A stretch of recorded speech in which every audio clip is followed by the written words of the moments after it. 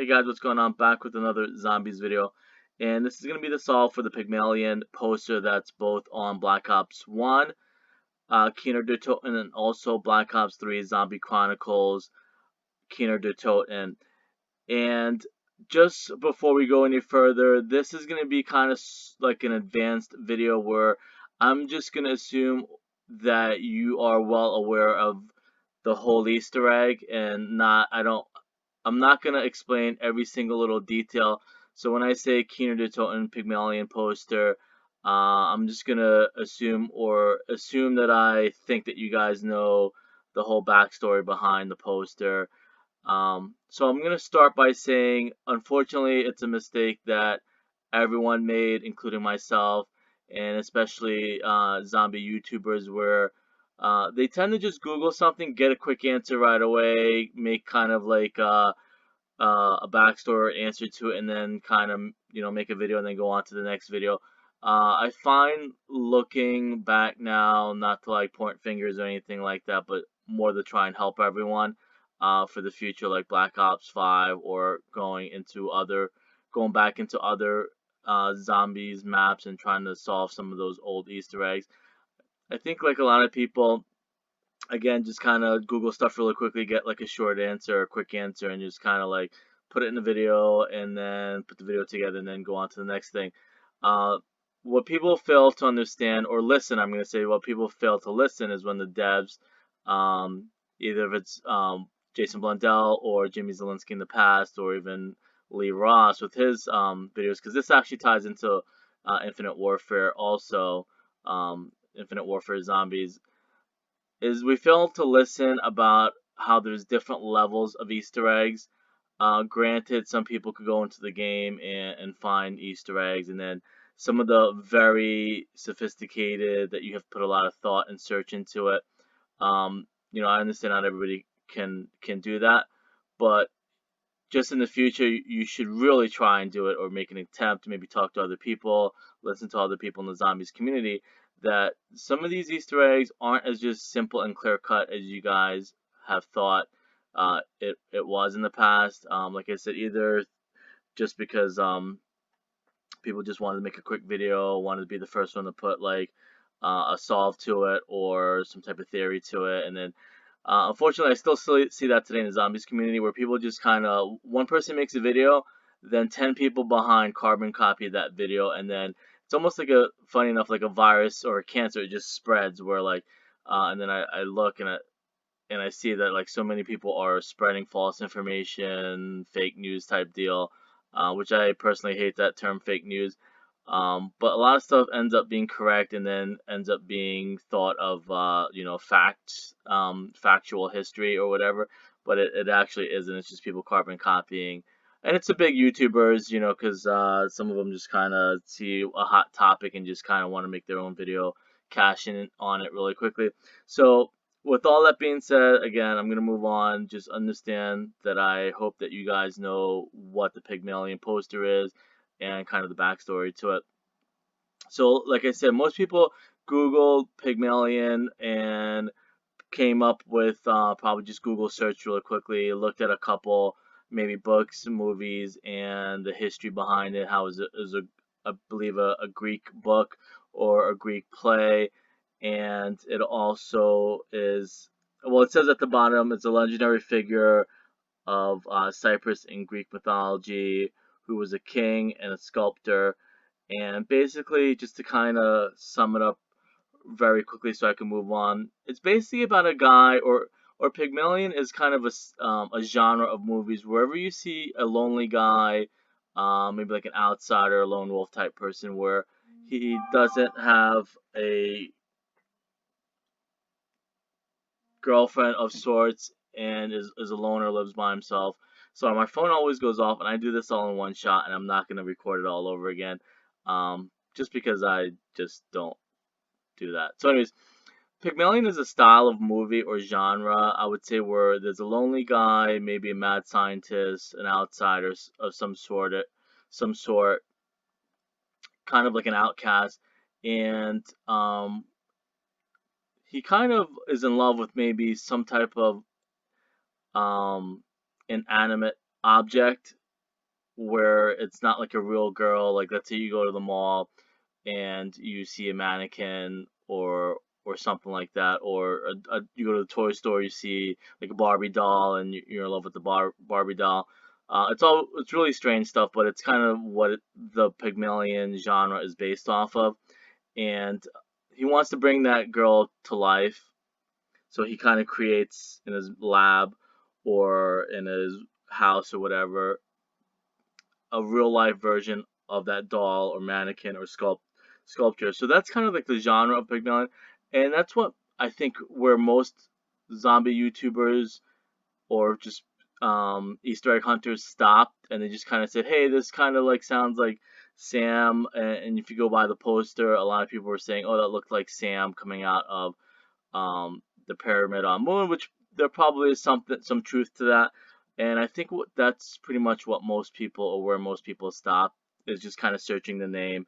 And I don't know if it's kind of a mistake by Treyarch or just cleverly hidden, because I'll show you what it's really based off of, which is Metropolis, and you can kind of see the similarity in the poster. Now, I don't know if it was kind of like a mistake in maybe the movie world or Treyarch or just cleverly hidden, where Metropolis it doesn't seem to be classified as a Pygmalion style movie, even though it is to an extent, where there is a guy who did create a robot female, um, and brought her to life, and he was in love with her, and then used her for a couple reasons. But like I said, when you search Pygmalion and you don't go any deeper, um, you're not gonna find the connection between Pygmalion and Metropolis. Being Metropolis is the source material, as you see in the title. It's going to be the source material for some of our zombies maps in Black Ops 2. Whereas, like I said, you should know that Pygmalion is from Black Ops 1, like I mentioned on Kino Toten, and it was kind of a hint toward what was coming in Black Ops 2. And again, let me just backtrack. You can kind of see somewhat of the comparison or similarity to the both movie posters. Whereas, like I said, this one clearly says Metropolis, and it has the same female metal robot. But the trouble that I feel like a lot of people had was they just searched Pygmalion, and so you would either have to have luckily come across the Metropolis poster, or maybe somehow search a little bit further, because how I found it was through funny enough, I think I did Pygmalion and the Tower of Babel. And this kind of the torch, I would say, for me to like keep going and searching, was a quote that I read a long time ago of how Victis, the transit crew Victis, they represent something, and that was just never solved or explained. Um, so that kind of always stuck in the back of my head. Like, what is Victis? Who are they supposed to represent? We just never got a clear answer of who they were. But the movie Metropolis definitely, clears that up. And so the movie, like I said again, it's Metropolis from 1927. It's a German movie, just like on Kino der Toten.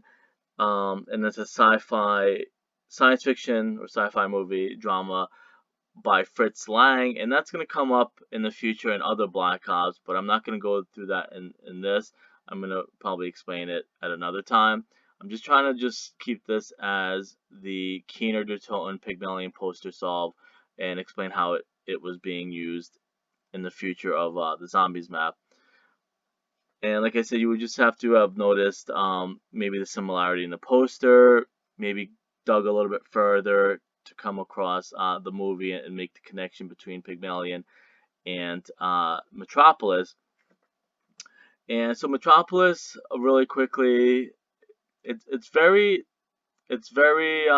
similar to what we got in Black Ops 2 DLC season. And this is just a rough idea, but I will give you a little bit more in depth.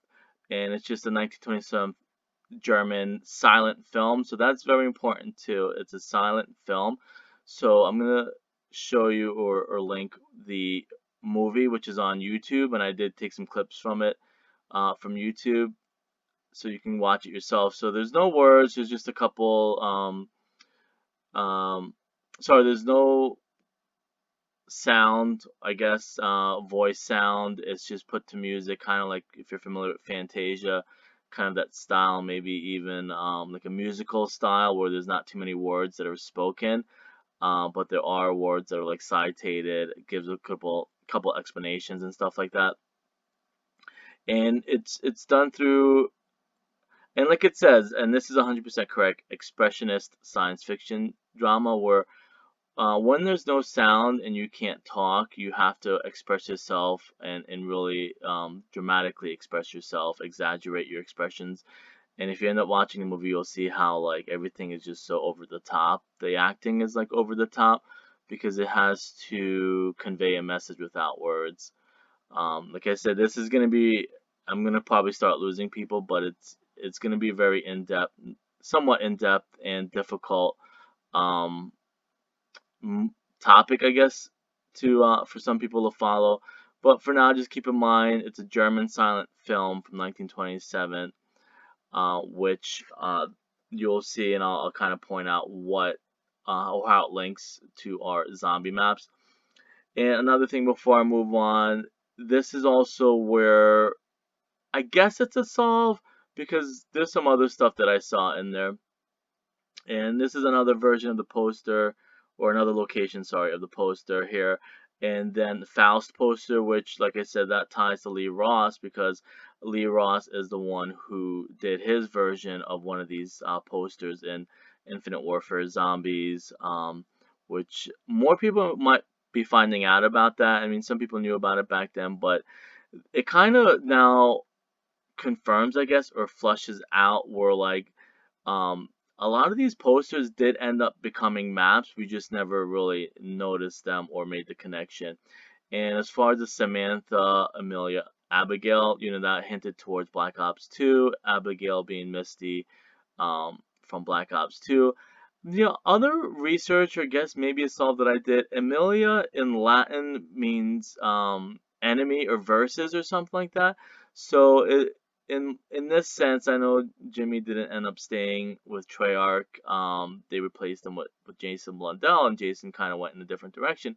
So it makes me wonder, was Samantha eventually gonna fight against, even though there's hearts around it and stuff like that? We're eventually gonna fight with Misty, maybe, because it is in the movie, it is in the Metropolis movie where, um, in a sense, Victis ends up having to stop Samantha, Samantha being evil, and Misty and Victis and Abigail end up being uh, kind of the heroes in the whole story. But I guess, they changed that. Jason went with his, Mob of the Dead storyline to kind of continue in Black Ops 3 and 4, I guess. So, anyways, so Metropolis is actually kind of like Superman too, because if you Google Metropolis, you're probably gonna come across a lot of Superman references. Metropolis is just a very wealthy, rich city, which I read is based off of the movie, based it, or the director, or the writer, because it was originally a book, based it off of New York City, pretty much, and just made a fictional name called Metropolis. Um, so, anyways, just keep in mind Metropolis is kind of like New York City, even though it's a German film. But I guess Germany versus America back then was a big thing, obviously. So they made Metropolis more based off of New York, uh, and of course Germany being the good guys and America being the bad guys. That's the route that they went. So this guy is the father. He owns the whole, pretty much owns and built the whole city of Metropolis. Now, how he did it was using poor people, kind of, and it's very, and keep in mind this is almost 100 years ago. It it shows that the rich and powerful use the poor, weak, working class to help them build. these mega cities. And just to kind of give a brief explanation or break it down a little bit further is, let's say the workers that built the city, they made $3 an hour building it, doing labor and construction, whatever. But at the end of the day, he's making like $100 an hour, or $1,000 an hour. Like, he's making 1,000, but he's only going to pay his workers like roughly $3 an hour or something like that. Just to kind of give a little bit of an further explanation how it all the kind of the plot of the movie and Victis. And I'll kind of, as I go along, I'll show you how everything all ropes together. Just want to give you who the people are in the movie. And the guy on the left is his son. So right away, thoughts that went through my head is we have two Easter eggs in Black Ops. One being the Maxis Easter egg, and one being the Richtofen Easter egg steps, or whatever you want to call it. So in the movie Metropolis, the guy on the left is his son, who's trying to stop his dad, or teach his dad how to help the poor. And the guy on the right, all he knows is about wealth and power and how to suppress people. And this is where Black Ops 2 comes into play. It's how to be. He uses people as his pawns to make himself richer.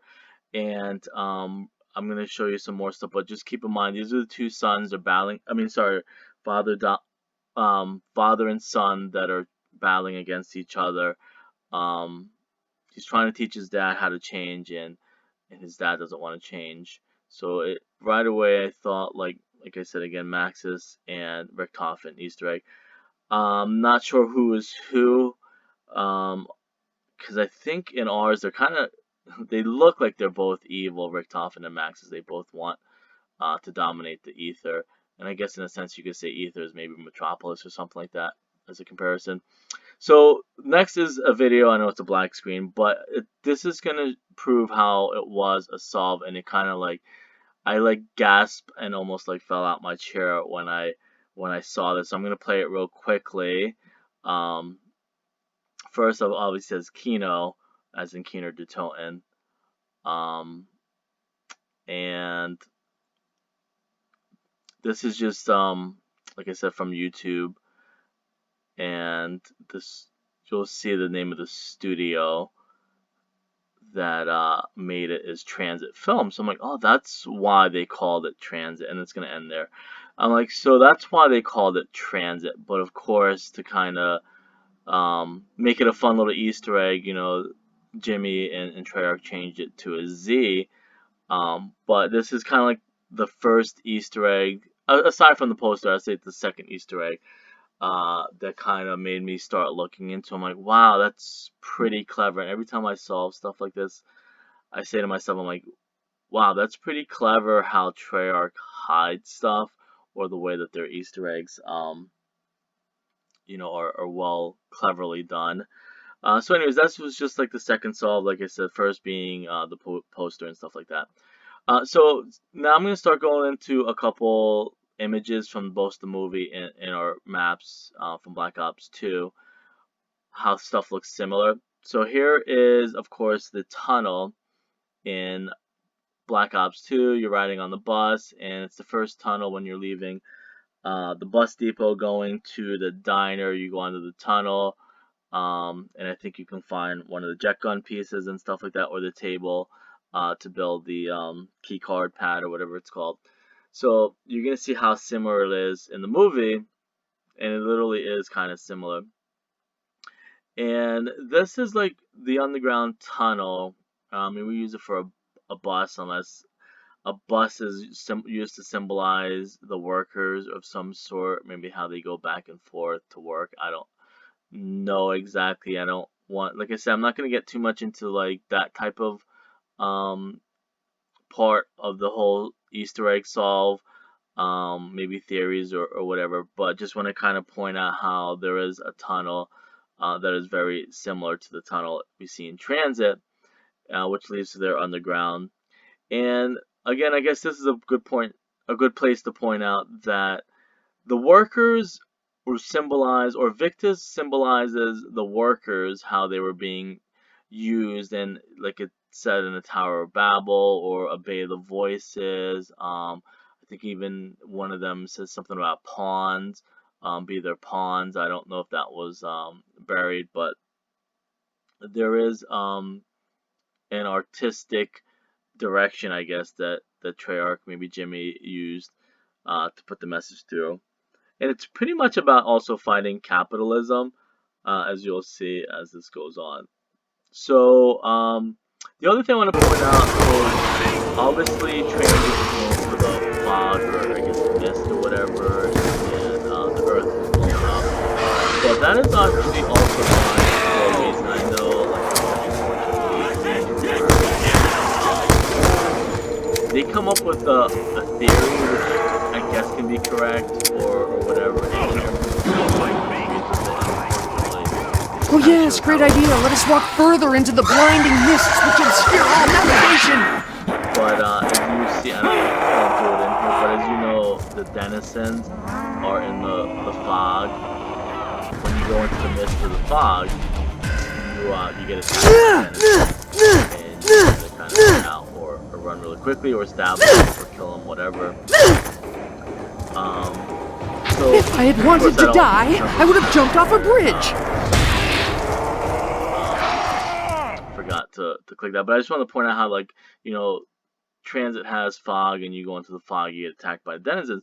So and here's a picture of the denizen actually in the tunnel, and you'll see the similarity of what the inspiration was for the denizen, as you can kind of take a visual mental note, that it was meant to symbolize like this machine that, like, the workers worked underground. There's a lot of steam and heat coming from the machine, and how when you went into the steam or the fog or mist, whatever, it wasn't, the machine didn't really look like this, but it was meant to symbolize how it would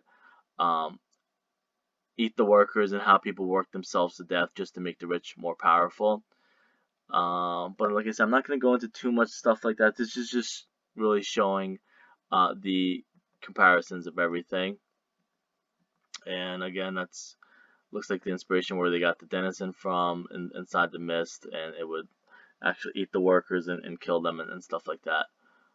Symbolically kill them because they would overwork themselves.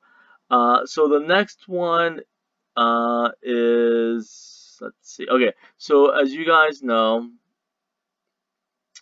Tower of Babel is very big in Tranzit, and we'll find out,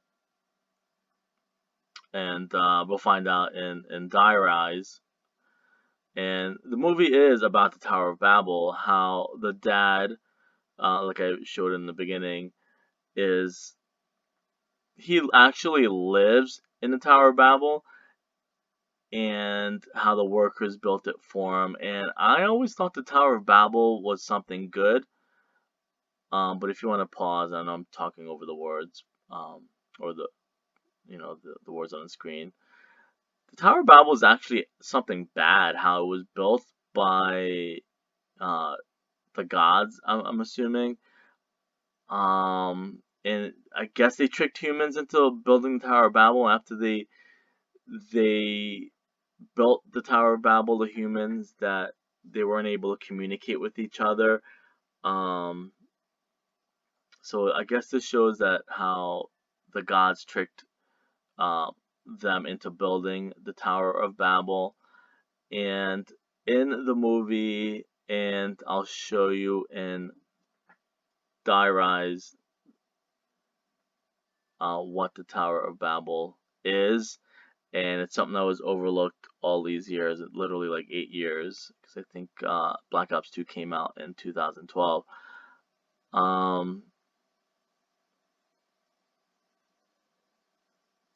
So, like, kind of like in our story, I don't know what was cut from Black Ops 2. Maybe, I don't know, maybe we were actually going to see a Tower of Babel. I mean, they cut a lot probably from Black Ops 2, as I heard. So maybe we're going to get like an actual Tower of Babel, and I'll show you what I mean by that. So that's pretty much it. It just goes to show that the movie is based around the Tower of Babel. Now, in Die Rise, nobody knows up until now that this big, huge building, people had theories, I guess, about a building in China or something like that. But I think what people do, they, like I said before in the beginning with Pygmalion, they Google a couple things, find one thing, all right, that's a solve, put it in the video, move on to the next video, make some cash, whatever. Um, I never really looked at if there's a building in China that really resembles this. But what it's supposed to resemble, and I'll show you if you watch the movie, there's another version of it, and you can tell how humongous and huge it is. In the movie, there is a huge building like that in the middle of the city, and I know, I guess for some reason, Treyarch, and maybe because of the assets that are in Black Ops 2, because I think China is in Black Ops 2, if I'm not mistaken. So that instead of building it in America, which the movie and the book was based off of, they made it based off of China and made a huge building in the middle of China. So the dad, the father from that I showed in the beginning, it's a father and son. Either of them, both of them have their plan, let's say, of defeating the other one. This is the tower, and you can see how it looks somewhat similar. Um, the dad, like the unsuspecting workers of the town of Metropolis built the Tower of Babel, and he's like, I guess almost thinks himself as a god, sits inside the tower and just watches over the whole city, and anybody steps out of line, bad stuff happens to them. So this is just to show in Die Rise what the Tower of Babel was. And next one, like I said, this is going to be kind of a little bit quick. I probably spent a little bit more time in the beginning. But as far as how Buried fits into it, Buried is obviously an underground city representing where the workers live. The workers, unfortunately, were not allowed to live with the rich people above ground. They were pushed underground and they were forced to live underground. And as you can see, and I might have to backtrack real quickly if I don't know if I think I end up showing it a little bit more. But I guess it just shows how like the machines are all up above ground and how the workers live underneath. I know in our storyline it's about dimensions kind of overlapping and blending together. But let's just go forward a little bit because I just keep looking around. There's something that I need to really show you if I end up showing it. If not, I'm gonna have to. Okay, so let me maybe pause it right here. The machine, is I guess is meant to represent, and it's in the same thing in the movie. The workers keep the machines running so the rich can keep making more money. Like I guess you want to look at it more directly. I guess this is a coal mine. The rich people, sell the coal, make a lot of money. They sell it to power machines and stuff like that. Where the workers below um, are pretty much killing themselves. Uh, even though Buried is technically based off of a gold mine town, but I think this is actually coal because it's in Africa. Um, but anyways, I guess that's why they put a machine up top to represent. There is a lot of depth to the movie, and I'm trying to kind of stay away from that. Maybe put it in something else. But the machine is meant to represent like corporations and capitalism, how the workers work on the ground. They kill themselves working on the ground, and that's all they're known. They're born into like not necessarily slavery, but they're born into working really hard, and then killing themselves just to keep the big powerful machine going. It's not something that I'm saying. It's what's in the movie and what the movie is based about. So don't hate me for saying what the movie is based about and you don't believe it and all that stuff. Um, But anyways, as you know, and I ended up not showing it in here. Like I said, this is meant that you know what buried is. You know buried is on the ground. You know what it looks like. I'm not here to show you what buried looks like. I'm just to show you what the movie and the maps have in common. How it's based off of that. How this is buried on. The town is on the ground. Not the movie isn't like a science fiction like how we're known it to be, like dimensions crossing over. It's just literally known um, as a almost like an anti-capitalist movie. But anyways, so this is the movie version of that. You'll see the workers, some are leaving their shift, going home. Like these guys are going home, and then some of them are. It's a like a revolving, door, I guess, basically, where workers come in, they work, they go home underground and not allowed to live above ground with the normal rich people that are super wealthy. Um, and again, like I said, these are just words that are put in the movie. It's a silent film. There's no words spoken, just words on the screen certain times. So same thing like Buried. They go underground. This is where they live. Everything else is above ground, and of course their town is different from ours. Theirs actually looks like cities and buildings. It's not a Western town. Obviously, Call of Duty Treyarch is not gonna make it identical to this. Maybe they would in the future. Maybe if there's a remake and stuff like that. But this is just to kind of show where the workers come and go every day. Um, I don't know if the elevator shaft has to do anything with die rise, or maybe that's why there's that. But this is more buried. I think I end it here if I'm not mistaken. I think that's pretty. Okay, so I do go a little bit more. So this is their underground buried town, not Western, not like ours. Of course, if they put this in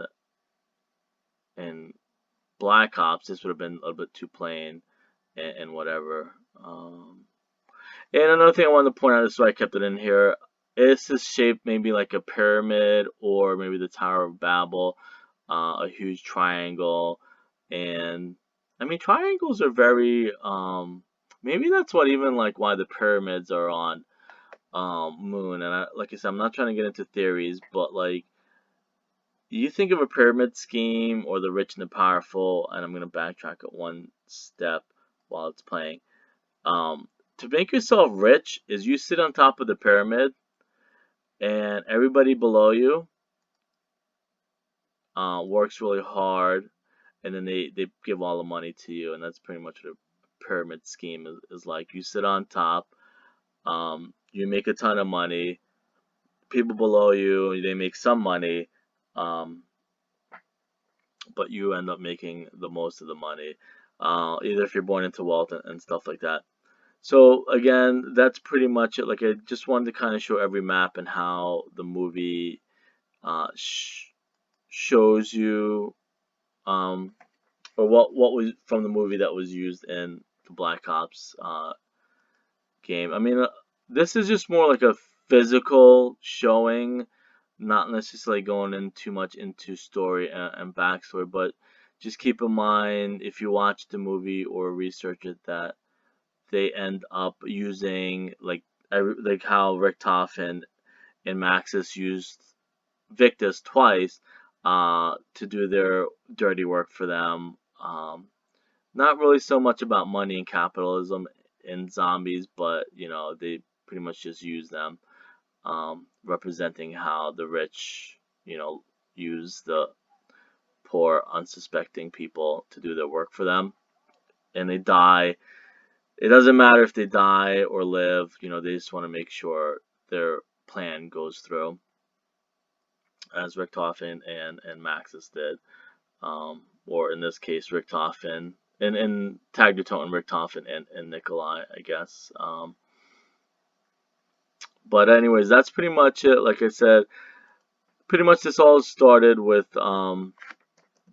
wanting to kind of show people how, if they looked a little bit further back then in the whole poster of Pygmalion, that it would have explain to us what Transit Buried in Diaries was all about, and what the backstory or the kind of the origins of that, which would be pretty cool. I don't think Activision will let Call of Duty do that, or Treyarch, because themselves are a big, powerful, where Bobby Kotick sits up top, makes $30 million a year, and the workers, employees, make probably like 30-40 thousand a year, devs and stuff like that. Um, and as you guys know, the QA workers make like probably like $10, 8,000 an hour, something like that.